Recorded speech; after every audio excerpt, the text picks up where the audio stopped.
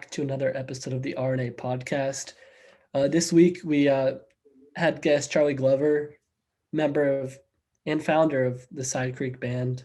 Riley, what'd you think about it? Yeah, it was a really good one this week. I liked what Charlie had to say. He brought us through his journey as a musician.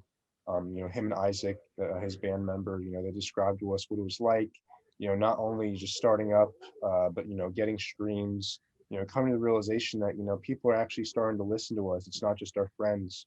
And I also liked, what he had to say about what it was like being a musician during COVID. Some interesting tidbits that we took from this interview. Yeah, Charlie on the one song "Strangers" was able to have surpass over 700,000 streams on that one song, and then 89 different countries listening. That's a pretty amazing stat there, Riley. Oh, 100%. And he talked about that. He said, when we first started making music, we weren't really sure who was going to listen. It could have been one of those things where it's, just kind of your friends are listening to it, just because it's Charlie that's making the music. But I think that stat, 89 different countries really shows that they did really get a following, and the music was relatable. Yeah, I agree. I can't wait for this one, Riley. Yeah, for sure. Hopefully you guys enjoy it. All right, what's going on, Charlie? So another episode of the RNA podcast here. Got our guest Charlie Glover. Charlie, so you're the lead singer and guitarist of Sidecreek. The 2020 stats. That is correct. Yeah, I saw you guys had 449.1 thousand streams, 38.5 thousand hours listened, 141,000 listeners in 89 different countries. Is that correct in the 2020? I think so. Yeah, right. I pulled it from the Sidecreek little post you guys had. Nice. So just tell us a little bit, how'd you get into music? How'd Sidecreek get started and everything? Well, us as a band, honestly, lunch table at high school, me and Isaac found our way to each other. Somehow, I guess we just didn't have any friends at whatever lunch we had, and found out we both played music, and then just jammed one day and decided to start a band. And we both share pretty much the same or a very similar vision for like the kind of music we wanted to create. So that helps a lot in deciding to do something with it. Now, if I'm correct, from what I remember, aren't you guys also, you guys are part of the same church? Is that correct? Where you guys kind of met each other through that as well? Yeah. Hello. Sorry. Kind of. I've kind of bounced around a lot. Once me and him became friends, I did start going to Foucault Baptist, where that's the church that he grew up at. So started playing there a lot. Gotcha. Yeah, cool, Charlie. So how'd you get into playing the guitar, singing? Did your dad do it, or was it inspiration somewhere, or what was that? My dad sort of did it, not because he played guitar, but because his favorite band is a band called U2. Don't know if you know them. Yeah, I know. Pretty big band. And he got me on them from a super young age. And pretty much from the time I was a toddler, I just wanted to be like them. And somewhere around 7, I think, I started taking lessons just because I was so stoked about it, about the music thing.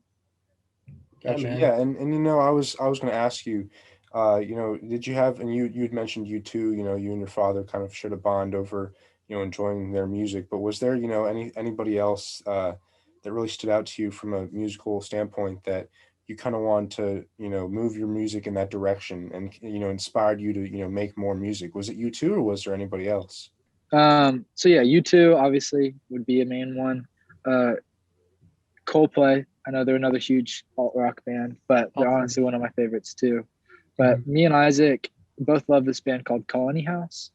There's a much smaller band from Nashville, but they're probably the closest thing musically to what we wanted to be doing. So they were kind of like our main inspiration, I would say, in forming a band and mimicking what we do after them.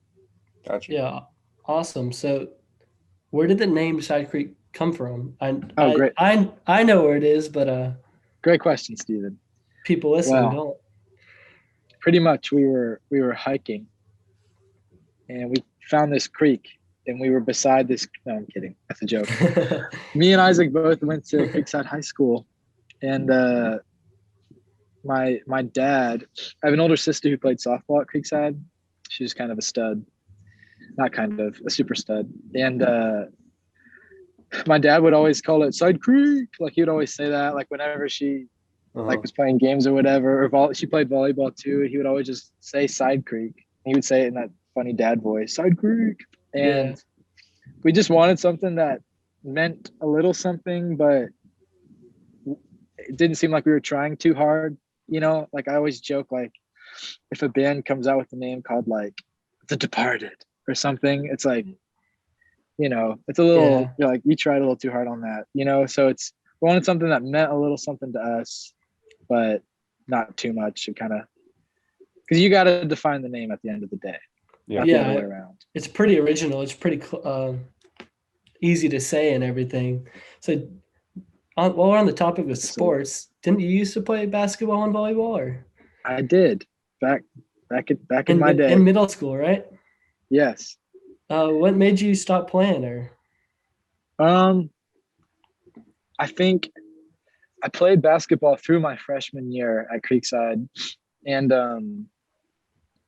I think after that season, I kind of just weighed my love for sports versus my love for music, and they were kind of incomparable. Like it just how much I love music, and sports is a grind. I think you guys both know that. And the commitment level and stuff. So yeah, I ultimately dropped that so I think I started working too. Like I think I got a job and just focused on music, honestly. So I still love to play, you know, just for funsies. But that's not to say necessarily that music is not also a grind. I'm sure you guys, you know, you and Isaac are both, you know, constantly, you know, whether it's in the studio or, you know, just working together on your own in the guitar, you know, to work on new songs and create new music. Totally. For sure. Yeah. So Charlie, where was your first show, your live performance? Our first show was at Jackrabbits, which is a small little club in Jacksonville. Awesome. And what were the feelings before the show? Were you nervous? Were you excited? Yeah, I was super nervous. It felt like a lot was leading up to that moment because my family's we love going to concerts. So we'd gone to, you know, dozens and dozens of concerts growing up. And so I was pretty nervous just knowing that it would be my first official concert, you know, that wasn't like a coffee shop or something, you know, it was like an actual venue with a full band and stuff.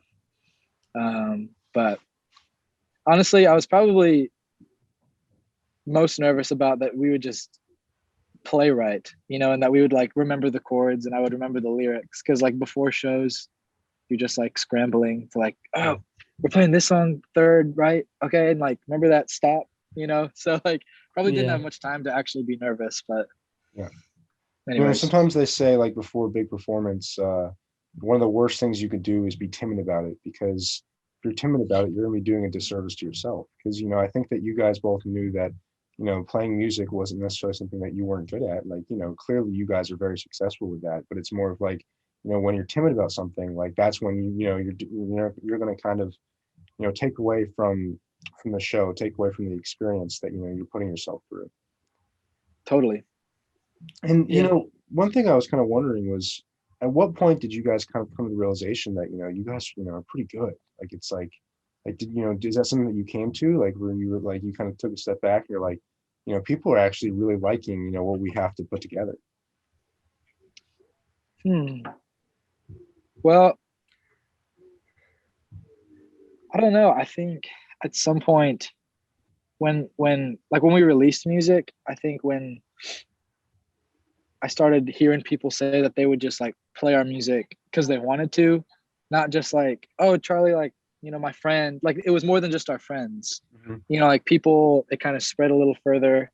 And I kind of clicked that people were playing our music because they liked listening to it. And it wasn't just because like, oh, that's my friend. you Yeah. know, who like released music. Does that make sense? No, I was like, oh, understand like exactly what you mean. they're playing it and like they're sharing it with their friends and they're sharing it with their friends because like they actually think it's cool, you know? Mhm. So that was kind of a cool moment for me.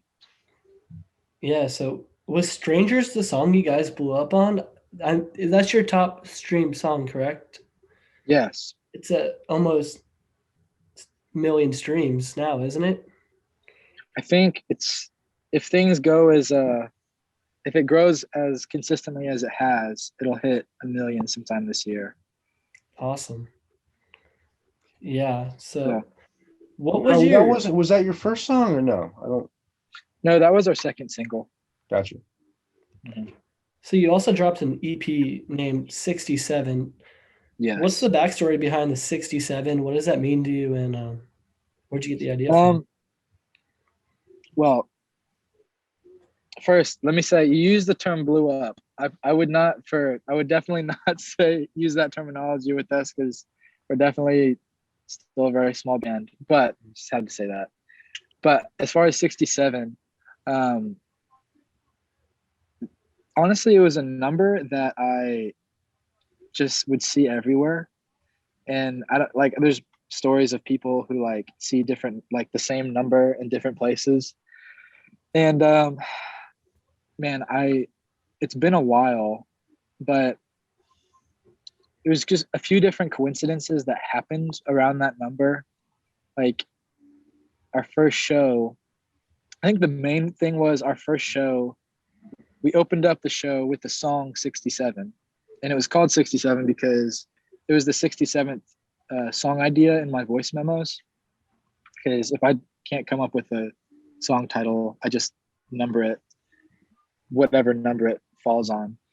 So I didn't have a name for that, so we just called it 67. We opened up the show with that song, and then it ended up being that exactly 67 people came, like exactly, and that kind of blew our minds. We were like, "What the heck?" Like, and there was a few more coincidences that kind of confirmed that this number is just like kind of special to us, and then we ended up releasing it on June 7th, 6/7. Wow. And that was obviously not a coincidence because we chose to do that. But I mean, even that, it kind of like fell. Like we were going to release it in June, and we're like, oh, you know, the 7th is a Friday, and Friday is the day you release music. So that was kind of a coincidence in itself. But yeah, that was just a special number for us. And I think I messed around with a few other names for the EP, but 67 just felt right. Gotcha.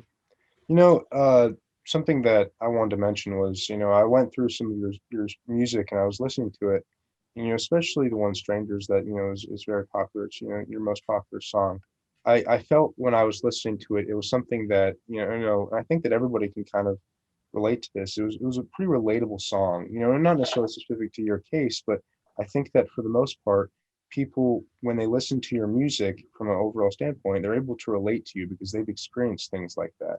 And, I guess, my question is, there's this famous British author named Simon Sink, and he likes to say that people don't buy what you do, they buy why you do it.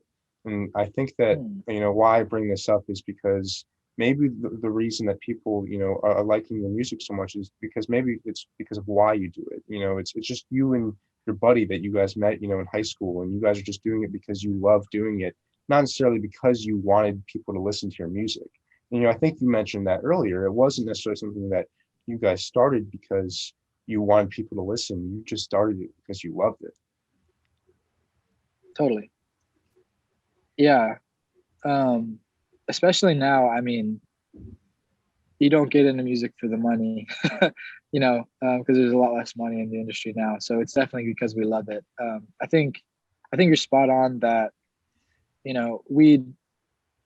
we released a song before Strangers and we played some different songs, before at our shows and stuff, but Strangers ended up being the one that connected with people a lot because, universally, everyone has gone through a breakup in some way. And if you haven't, you're going to, Mhm. and so it was kind of a departure from the rest of the songs on the EP, because the rest of the songs kind of deal with other issues, and then Strangers is kind of the lone wolf that is just about love and a breakup. And so I definitely think people grabbed hold of that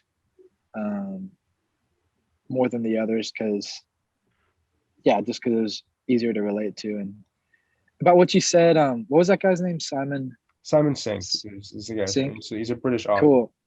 Cool. Yeah, I love that quote. And I think as far as the bands I love, that quote holds true for sure, because I think the bands and the artists that I love the most, I love their music, but I also love who they are. Mm-hmm. I love what they're about and how they do life. And so, if a song comes up on my Spotify and I like it, that's like the initial like hook, and they've got me hooked. But like, I'll become like an ultra mega fan if I love, who they are and why they do what they do and what they're about, so. I like that last part you just mentioned. And I guess I'm going to ask you now is, now that you're a musician, does it change the way you listen to music? And what I mean by that is, like, when you're just listening to a song on Spotify or Apple Music and something comes up, maybe you've never heard of them before, are you going to be, going to look into what they're about? Because, now like you, if somebody, comes up upon, a Sidecreek song, maybe you'd want somebody to, look into who you are and what you guys are more about. Is that something that you do now? Totally. Yeah, I think I'm a lot more gracious with how I listen now, because if like Strangers got the amount of streams that it got because we were put on the Discover Weekly playlists and a few playlists like that on Spotify. And I know, my thought process is like, okay, if my song comes up on a random playlist, I want them to click on our profile, look through it, look through the photos, click on our social media, see what we're about, see where we're from, so I want that for us. And so I definitely now, whenever, I'm finding a new artist, I do the same thing. I usually always click on their social media just to see, because that's a pretty good indicator of their brand and what they're about. And like I said before, I also just do it because I want to. And I think, I mean, I'm a champion for I champion all of the artists that I love. Like I'm wearing Colony House's merch right now. I post about all the music that I like, so I love finding artists that, I really love what they're about, so I try and I was going to say this, I forgot to say it. I think when you're listening to new music, and sorry, I'm kind of a rambler, so just stop me whenever. No, I'm sorry. It's fine. But when you're listening to new music, and I think this applies to a lot of things in life, I think it's kind of it'll sound dumb, but I think if you want to like something, you're that much more likely that you'll like it. Mm-hmm. So like if I'm listening to new music on Discover Weekly and I want to find more songs that I love, just that like openness, usually makes it more likely that I do like it. Whereas like, if I'm kind of shutting it down, like there's so many times where like my friend's showing me a song and I shut it down kind of immediately because I'm like, oh, I wanted to find it myself, but then I'll go back and listen later and be like, oh, that actually was a good song. You know what I'm saying? I hope that related. Yeah. I'm sorry if it didn't. So Charlie, one thing I admire about your music is that I believe all of your songs are clean, no explicit songs. Obviously, I mean, religion's a big aspect in your life. How does that play a role in the music you play and how it's played? Yeah, it's a good question. I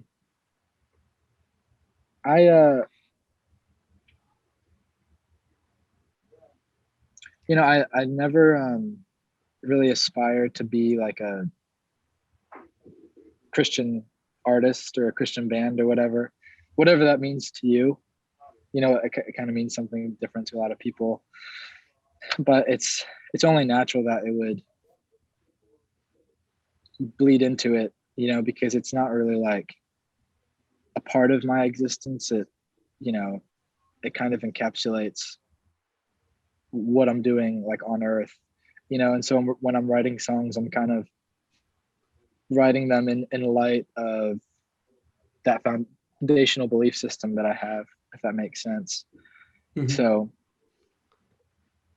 yeah, I'll probably think about that question more and come up with a better answer later that I Oh, it wish was I'd great. said. Yeah. Yeah, that was perfect. So Charlie, I guess maybe more of a fun question here. So you Right. you like going to coffee shops quite a bit, right? Love going to coffee shops. Not one right So now. one, what is the best spot in Jacksonville in your opinion? Besides, I know you really like Twisted Compass. And two, what's your go-to drink at a coffee shop? Okay. So besides Twisted Compass, Mm-hmm. um, hmm. Well, first off, before I answer that question, let me say my favorite drink is an iced mocha latte.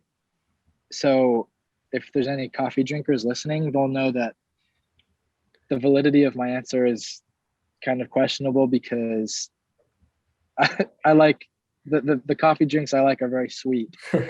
And so, you know, I'm not the type to go and get a black coffee or No, like I'm the same something way. super strong. So yeah, iced mocha. But I'm trying to get myself onto the stronger, more bitter drinks, but it's Yeah. tough. But honestly, over break, other than Twisted Compass, over break, I went to, I think it's called Southern Grounds. Um, down, it's not downtown, it's like towards downtown. It's pretty huge. It's pretty dope. So that was pretty awesome. But also the one by the beach, I always forget its name. Help me, Steven. I don't Are you not a know. coffee shop? You don't. You're not a coffee I shop guy. I like coffee and I'll go to Dunkin' and Starbucks, but I'm not the one to discover the Yeah, whole no, There's new. I've never even drank coffee, honestly. It's not something I've gone into. there's well there's also another really dope coffee shop by Jack's Beach by a church. I always Sago. That's what it's called. Sago Say Coffee. cool. That's also really cool. Gotcha. Yeah, one of the things is there anything that you guys are working on, as a band that, what's your, I guess, first of all, you could mention anything that you're working on that's new, but, second of all, like what your vision is, for the future and what you and Isaac are talking about or discussing that, what you guys, what your goal is, or, maybe the goal for 2021 or something like that. Totally. Well, currently I'm up at school in Lynchburg, Virginia, at Liberty, and so me and Isaac are a few states apart. So it's made things a little weird for trying to have a band function. Um, I think right now, honestly, we're kind of on pause a little bit. I'm still writing a lot, but I think while we're apart, I'm actually working on stuff to release music under my own name for a little bit. Cool. I think me and Isaac are still best friends, and I think we both have the dream of being in a band. But I think right now, I decided to come up to school here, and I think that was the right choice.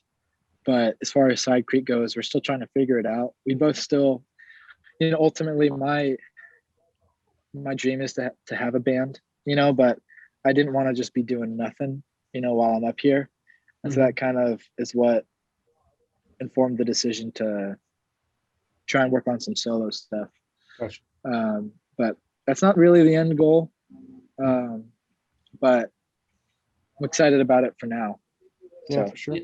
Charlie, I know you guys as a band, have 15,000 monthly listeners who are regulars. So I bet they're looking forward to, hearing some new music from you guys soon.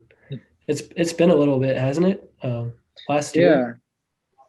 Yeah, we released our last single, Waiting, in August. of 2020. Gotcha. And it had been a long time before that. We released the EP in June of 2019, so it was a little over a year between those two. Do you have anything in the bank, that you could release if you wanted to under Sidecreek's name, or is it kind of right now? We have a bunch of songs in the bank. We don't have we don't have money in the bank, but I'm just kidding. I had to make that joke. But we don't have anything recorded to the point of we could just release it. Okay. But even over a break a little in summer before I left, we were kind of tinkering around with some ideas. So I don't know if that answered your question. Oh yeah, for sure. And one thing I guess I want to bring up is, and I'm not really sure, but I'm sure that with COVID-19 going on, it's probably a lot different for the musician. Like, you're no longer able to go to coffee shops or go to shows and play your music, because a lot of people aren't able to come together to listen. So I'm sure that it's kind of changed the way you go at it. Maybe it might be a good thing that you guys are on pause. You kind of take a step back, get some work done, write some more music, and then going forward, maybe once the pandemic is over, you can get back out there and really try to pursue it again. Mm-hmm. Totally. Yeah, for me, a big part of, not just for me, for everyone who's doing it, a big part of pursuing the dream of music is playing shows, and ideally as many as you can. And yeah, definitely with COVID, that's kind of put that aspect of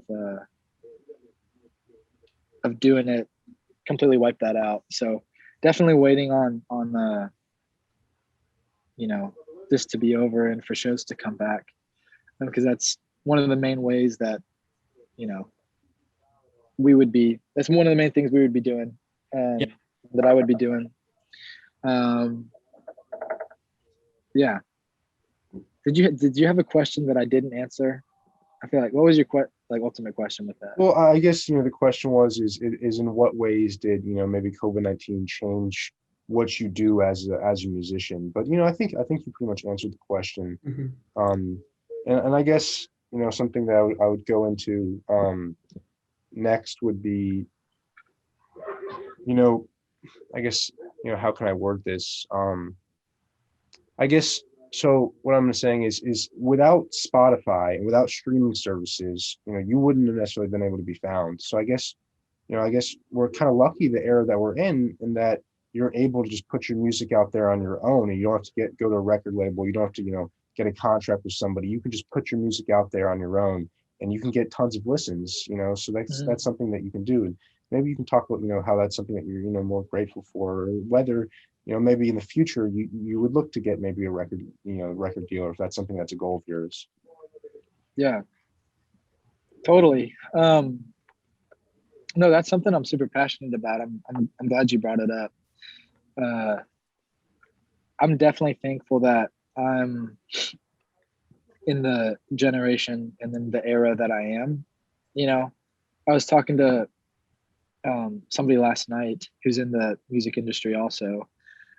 Just they were talking about how there's so much less money in the industry than there used to be, because people were buying physical vinyls, CDs, cassettes, all that stuff. And so the amount of money that was in the industry is like incomparable really then to now. But from my perspective, I do feel, even though there's less money, I still think where we're at is a good place. I think there's so many more opportunities, like you said, to be found, or discovered, or however you want to word it. And honestly, I think TikTok is a good example of this. It's like TikTok has changed how do I word this? TikTok has made fame so much more achievable and easier to achieve. I mean, your friend, like everyone probably has a friend who's been TikTok famous, at least for one video. Yeah. if not their whole channel, maybe just one video. But it's kind of the same way in music. It's just, in my eyes, it's a lot more achievable. Maybe not monetarily, like it's trying to figure out how to. Sorry, can you hear that? Is that You're the okay. siren? Don't worry about it. Okay. Anyways, financially, I think it definitely is still tough to finagle a way into making a career out of it. But as far as finding an audience, and connecting with an audience, and building that fan base that is loyal to you, I think there's never been a better time to do that. Mhm. So 89 different countries, Charlie. That's pretty cool. Talk about getting your music out there. So definitely during this era. And you had mentioned earlier, you kind of came to the realization that it's not just your friends who are listening. I think 89 different countries is definitely, that shows that it's not just your friends. You guys started getting a little bit of a following. Definitely a cool thing. But anyways, Charlie, I think that we can start wrapping it up. But I really appreciate you joining us today and joining the podcast. I really enjoyed listening to what you had to say. dude, thanks so much. Yeah, thank you for your time, Charlie. We appreciate it. Good luck with all the music and whatever other obstacles or endeavors you face. Yeah, so, 100%. Thanks, bro. Respect. Thank you, Charlie. It was great having you, bro. Thank you, man. We appreciate Rock it. and roll. Yeah. See you, man. See ya.